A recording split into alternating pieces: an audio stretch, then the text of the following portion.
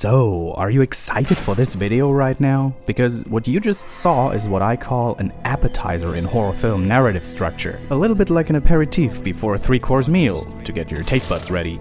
And although it's not a brand new invention, it's definitely a trend that has become somewhat annoying over the last couple of years. Take for instance the Saw franchise. The first one was a well-written and directed thriller that often let the most gruesome violence happen off-screen, which made it all the more effective, because the viewer's mind is always the strongest canvas for horror. And it started in a pitch-black room.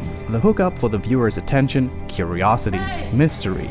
So, of course, since it was successful at the box office, we quickly got flooded with Saw 2 until 26 in just about what felt like 2 years. And Lionsgate's target audience assessment was that people don't want to watch sequels for its tight narrative and excellent direction, but for more violence. And according to the sales figures, it seems as if they were right. So they quietly switched the genre from intelligent thriller to confusing torture porn and started each movie with a more absurd and over-the-top murder scene to satisfy the audience's craving for blood and gore in the first minutes. And sadly, finding a modern horror movie that does not rely on this overused pattern has become by far the exception. So, since Until Dawn is an interactive drama that tries to completely capture the essence of high school slasher movies like Scream, I Know What You Did Last Summer, or Cabin Fever, I wasn't surprised that it also starts out with such an appetizer scene. But what did surprise me was that in the context of a video game, it actually made a lot of sense, because it served as a great way to tutorialize the player and teach him or her all the mechanics the game's gonna rely on over the course of the story. Exploration, dialogue, binary choices, and action sequences. And all of that with a suspenseful scene and not something unexciting as learning how to play by packing your bags for the trip or something. So in this case, a common movie trope that oftentimes hinders the medium's potential turned out to be way better suited for the interactive nature of a video game.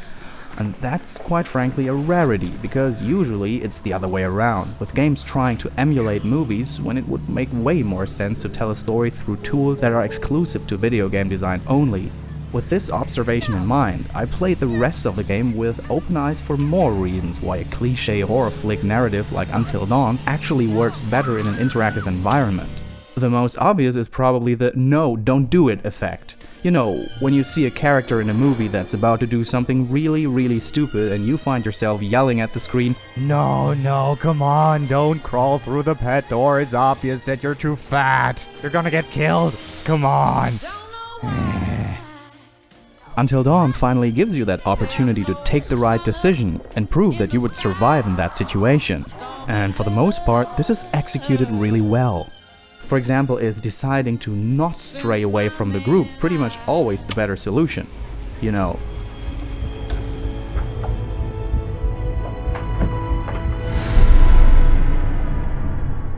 This isn't right.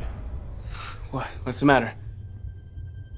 This isn't right. We should split up.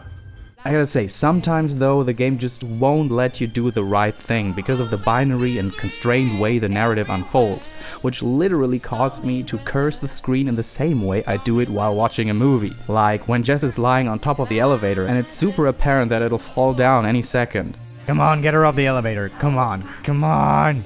It's gonna fall down, it's so gonna... Well, what did I tell you?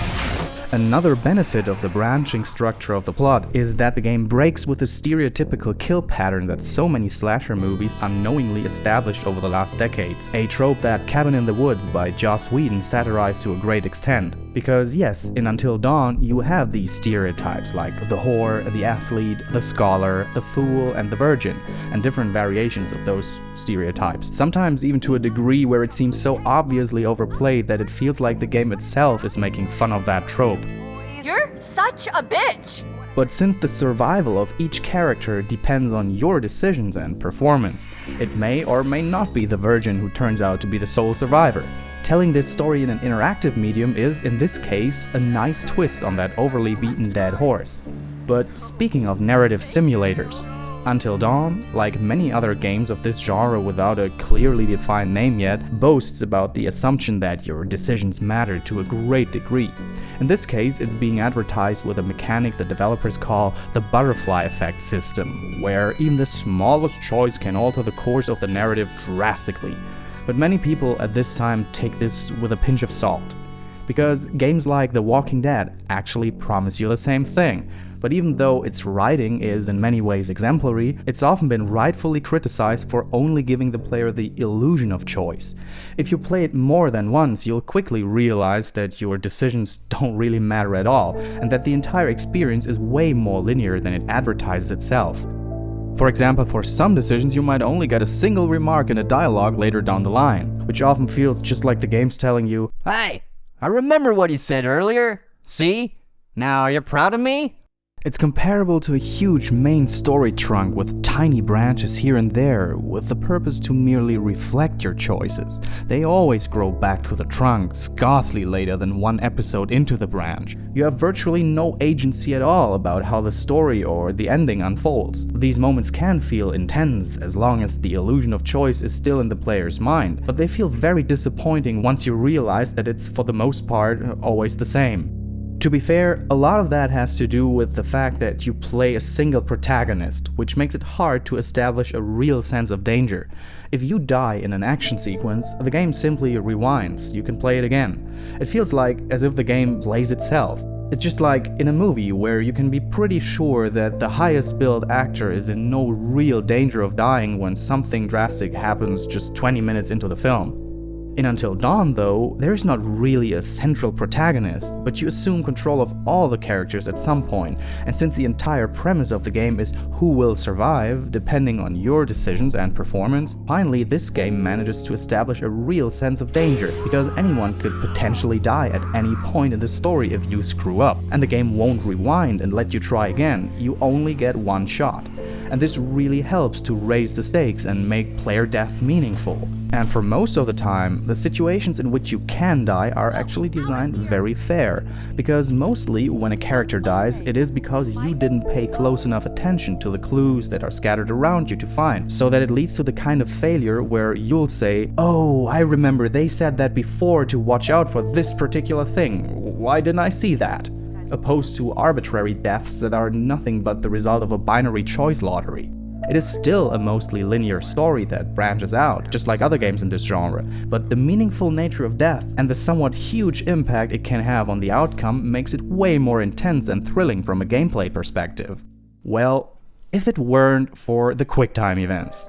Seriously, I'm still looking for the one person that thinks QuickTime events are a good game design decision. Especially in time-critical moments, they tend to completely disjoint the player from what's happening in the game, as pressing the right button at the right time has absolutely nothing to do with climbing a rock wall or evading an obstacle. And while in other games, they tend to be just an annoying excuse for interactivity, because of the irreversible nature of death in Until Dawn, they become outright stressful, punishing, and frustrating. All of my conscious decisions before could have been perfect and my reaction time can be lightning fast, but if I don't intuitively know the button layout of the PS4 controllers triangle, circle, and square, my character can die, and not because it's my own mistake, but simply because of lazy game design. Just imagine if I was an avid Nintendo Wii player before, and Until Dawn is my first PlayStation game in a long time. The game would punish me just for that, not for failure, not for slow reactions, simply for being not familiar with the input device. There are games of the same genre that have shown that there are way better ways to solve this. Beyond Two Souls, for example, came up with a more context-sensitive style of QuickTime events. And because it took its time to properly familiarize the player with it, it worked out surprisingly well for the biggest part, because it relied on instinctive reaction instead of the button layout of a contextually completely unrelated control interface. Think about it like this. Narrative simulators like Until Dawn are a perfect entry genre for new players to take their first steps into video games. But these new players will be completely overwhelmed by this style of QuickTime events because you just can't expect a new player to be intuitively familiar enough with the controller's layout to react in a split second. I mean, think about the don't move moments in Until Dawn. They are a perfect example for how it is supposed to be. They are always well telegraphed, and you learn from the get-go that even the slightest movement of your controller will cause failure. And this literally made me hold my breath in these moments. Contextually meaningful, intuitive, suspenseful, great. So the question with which I went into the game was, does Until Dawn in any way move the genre of interactive drama games forward? And my conclusion is, well, partially. It shows that its narrative structure is able to breathe some new life into a movie genre that has become as predictable as playing rock, paper, scissors with Edward, and that making death in narrative simulators meaningful, like in many other genres, can lead to a more intense and thrilling experience. So in these matters, it definitely moved a step forward, but the lazy implementation of QuickTime events is a huge step backwards, because other titles have already shown that it can be done way better, or like Life is Strange, even completely without them.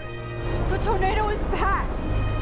So that's it for today. Make sure to tell me your thoughts on Until Dawn in the comments. Did you notice something that I didn't mention here? Please tell me. If you've enjoyed this video, give it a like, and if you want to support me, consider visiting me on Patreon. So as always, thanks for watching, keep on playing, and I'll see you next time on RagnarRoxx.